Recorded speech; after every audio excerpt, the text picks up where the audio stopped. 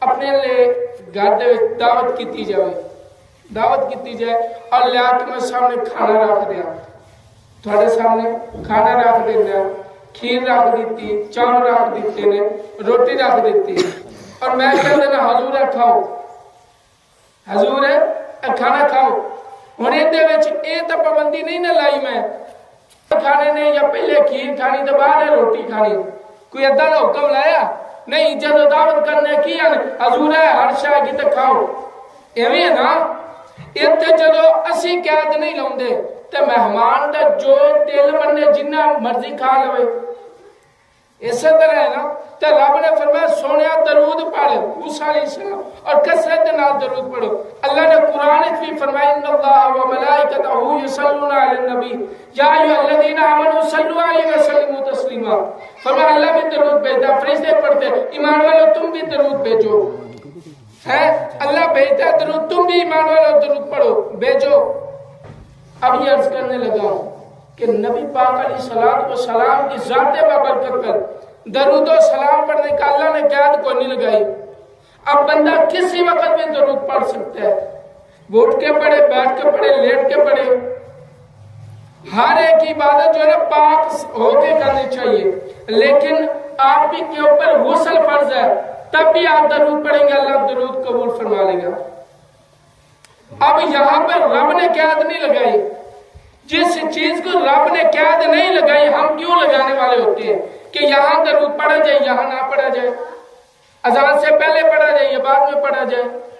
اب ہم کیوں یہ قید لگا دے کہ کھانے سے پہلے یہ کام کیا جائے یا نہ کیا، جب اللہ فرما رہا ہے کہ میرے بندوں درود پڑھو۔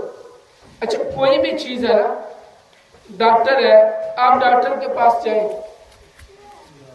اللہ نے حکم دیا، اگر کوئی بات اس کے اندر ذہن میں کوئی اشکال بات پیدا ہو تو یہی کھڑے ہو کے مجمع میں آپ نے سوال کرنا ہے۔ وہ پجن والے مولویاں چنے گل پر ہونی ہوگی اور گل ان کی جڑے پیدل ملوان بناتے ہو گل جڑی موقع دیتا ہے جواب۔ حضور سنو، اللہ نے کی فرمایا کہ تو سا درود پڑھنا ہے، یہ حکم دیتا رب نے قرآن۔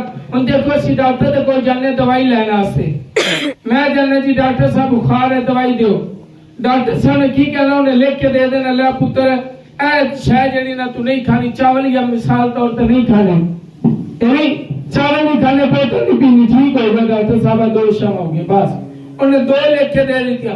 ہونے کا مطلب یہ نہیں ابھی روٹی بند ہوگی، بولو جی ڈاکٹر نے بند نہیں کی تو اسی کیویں کہہ سکتے روٹی بند ہے، اسی کہاں گے بولو بالکل ہی چپ کیتی بیٹھے، بولو صحیح نہیں جی اتنے بندے بیٹھے کیتا۔ اللہ نے سانو یہ نہیں کہا گا کہ تو سیاس کا وقت درود پڑھو اس ٹائم نہ پڑھو، اللہ نے مطلقاً فرمایا درود پڑھو۔ حدیث میں چاہتے گا درود پڑھو ہو، حدیث کے اندر درود کی تعلیم دیتی گئی، قرآن کے اندر تعلیم دیتی، کسی جگہ تو یہ نہیں آخیا کہ ابھی فلان جگہ سے درود پڑھو یا نہ پڑھو۔ آگے سمجھ تو جب رب کہن دے درود پڑھو تو ساڈا کام یہ نہیں کہ اعتراض کرنا، پھر درود پڑھنا چاہیے، وہ کسی ٹائم بھی پڑھ دوں دے سوال نہیں ہے، ٹھیک ہو گیا میرے بھائی۔ یہ صرف سارے ذہن وچ ایک اشکال ہوندا ہے سادہ جا کہ پتہ نہیں ہے اذان تو پہلے درود پڑھنا چاہیے، کتنے لکھیا نہیں میرے بھائی ایسا کدھر بھی نہیں۔ درود پڑھن دا جدوں مطلق حکم دے دیتا گیا پھر درود پڑھنا چاہیے۔ اچھا